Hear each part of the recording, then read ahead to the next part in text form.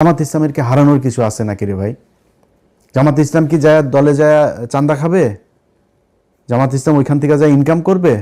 জামাত ইসলাম যেটা করতো জামাত ইসলাম এখন ওইটাই করবে। জামাত ইসলাম হারানোর কিছু আছে? ওরা এই গত 15 বছরে যে নির্যাতন সহ্য করেছে, ওদের আবার কি? ওদের তো নিষিদ্ধ করে রাখা হয়েছিল, একদম নিষিদ্ধ জঙ্গি গোষ্ঠীর মতো আচরণ করা হইতো ওদের সাথে।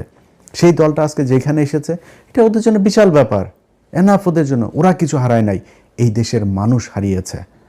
আমার আজকে যদি জিজ্ঞেস করেন যে ভাই আপনার কেমন, আপনার কি সমস্যা, আপনার কি হইলো, আপনি কতটুকু ভাই আপনার তো হয়ে গেল, আমার কিছু লস হয়নি ভাই। আমি আমারে আল্লাহর রহমতে আর্থিকভাবে আল্লাহ যথেষ্ট সচ্ছল রেখেছেন, আল্লাহর রহমতে ভালো আছি, আল্লাহ সুস্থ রেখেছেন, হাত পা দিয়ে কাজ করে খাইতে পারি, এটা এনাফ। কিন্তু সমস্যাটা কি হয়েছে জানেন? যেটা গতকালকের ভিডিওতে বলেছিলাম, নির্বাচনের আগের দিনে যে ভিডিও, যে কিছু কাজ ছিল যেই কাজগুলোর জন্য এই ইউনূস সরকারের সাথে আমার সব সমস্যার শুরু। সেটা হচ্ছে এই যে বিডিআরের লোকগুলোরে তাদেরকে কথা দিয়েছিলাম যে ভাই যদি জামাত ইসলাম আসে আপনাদের জন্য সর্বোচ্চ করব। এই যে আলেমগুলো আছে, এই আলেমগুলোরে বলছিলাম তারেক রহমান আপনার কাছে একটা অনুরোধ করি, যদি কেউ পারেন, আমি তারেক রহমানের সমালোচনা করলে যারা পাঠান তাদেরকে বলবো যে একটু তারেক রহমান রে ওগুলি না দেখে এটা ওনারে বললেন যে একটু 2 মিনিটের জন্য একটু খোঁজটা নিতে। আমি জাস্ট আপনাদের ক্লু দিয়ে দেই।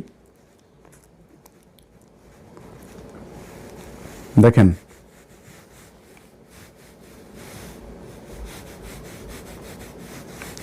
দেখেন এটা আপনাদেরকে আমি দেখাই, আমি জানি না আপনার দেখা যাবে কিনা। আচ্ছা, এই যে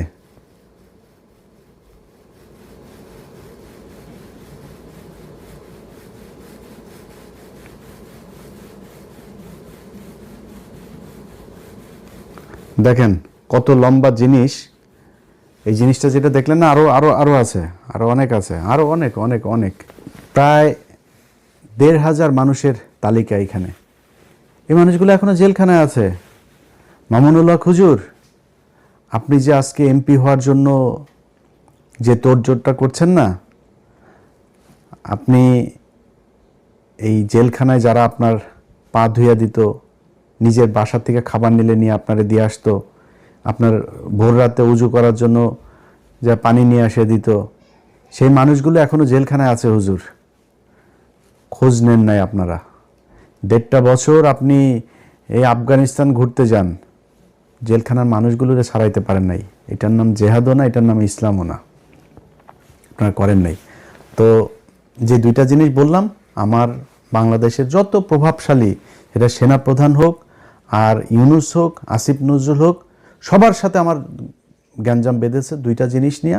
সেটা হলো বিডিআরের এই লোকগুলোকে, এটা কেন জানি মায়া লাগে এদের জন্য। এখন কি বলবো বলেন? আরে আলেম এই 2জন আর আরেকটা জায়গা আছে, সেটা হইলো যে ওই যে ফেনীতে 16 জন মানুষ কন্ডেম সেলে পড়ে আছে, তাদেরকে এই বনজ কুমার একদম আপনারা তদন্ত করেন আবার আপনার মতো, আমি আমার মতো তদন্ত করেছি, 15 মিনিটস করেছি, সেখানে দেখিয়েছে সেগুলো কি হয়েছে।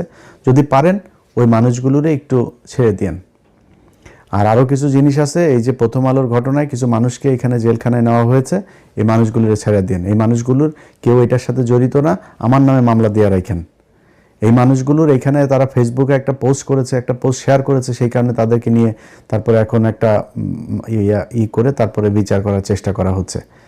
এই খুশিটা প্রথম আলোরে করতে যায় না তারেক রহমান।